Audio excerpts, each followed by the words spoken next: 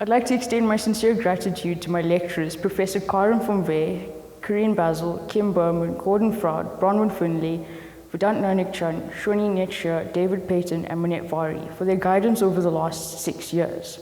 To Professor Brenda Schmarman and the National Research Foundation, South African Research Chair in South Africa, South African Art and Visual Culture, as well as the 33 Twickenham Avenue Group, which assisted me with financial and intellectual support throughout my studies.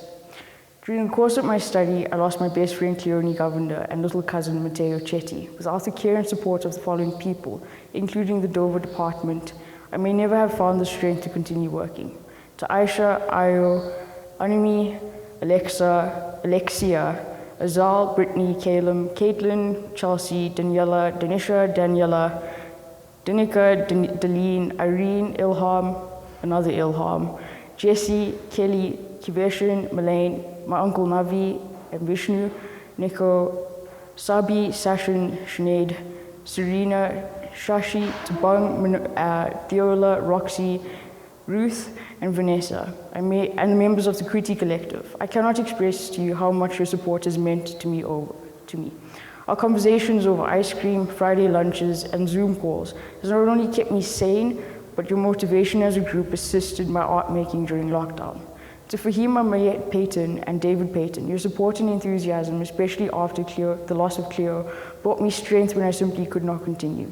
To David, Shoni, Corinne, and Gordon, and Ruth, who created safe spaces in which I could make sense of my emotions and academic struggles, which made varsity a much nicer place. To Aisha, Ayubola, Animi, Danica, Roxy, Vanessa, Kelly, Daniela, and I can't remember who else, for your help in assisting and setting up this exhibition that accompanied this dissertation both physically and virtually is noted with thanks.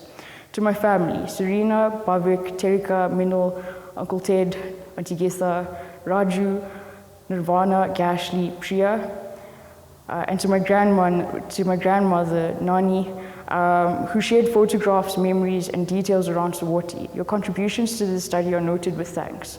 To Serena, Bhavik, and Terika, your support, motivation, and enthusiasm during the last 2 years has been invaluable. To Philippa Hobbs, you've taken my thoughts in writing and made sure that they sit on the following pages and the accompanying images in a way that makes sense. Your patience, dedication, and continuous motivation to do better has had a dramatic influence on my work. Thank you for the hours spent trying to make sense of what I was trying to do, for sharing with me ways to cope and work through loss. I will never be able to sufficiently express my gratitude. To my supervisors, Lundy Raubenheimer and Brenda Schmarman, where do I start? This year has been one of the most difficult years for all of us, but somehow we made it. Lundy, you saw potential in me when so many others did not. You took the time to guide me through my 4th year study from which this body of work developed. Without your influence, I'm not sure what would have become of my ideas. Brenda and Lundy went above and beyond to support me through the loss of Mateo and Cleone.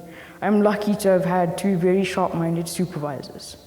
Brenda, you selected me as one of your students during a time of extreme uncertainty.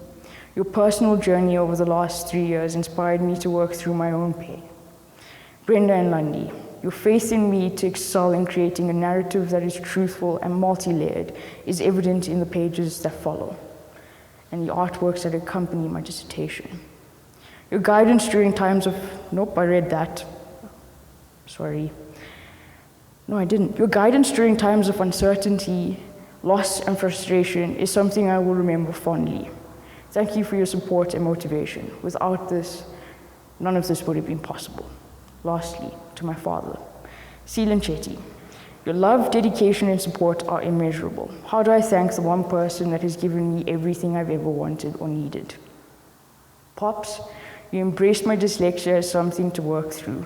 You encouraged me to read and never once complained about the price of books. When I needed to travel to Durban for research, you jumped at the opportunity to play golf in a different province while I worked. You listened when no one else seemed to listen during the last year. You supported my very weird ideas and helped me develop them into meaningful and less weird ideas. Not many parents would let their adult children turn the living room and veranda into an art studio, but you accepted the black bags over the windows and the smell of spray paint and cyanotype chemicals with grace. Your help with practical work when my body failed me is something I will forever hold dear to my heart. Without you, none of this would have been possible. If there's anyone that I've forgotten to thank, please understand that I'm incredibly nervous, but your help throughout the last year and over the last 6 years is noted with thanks.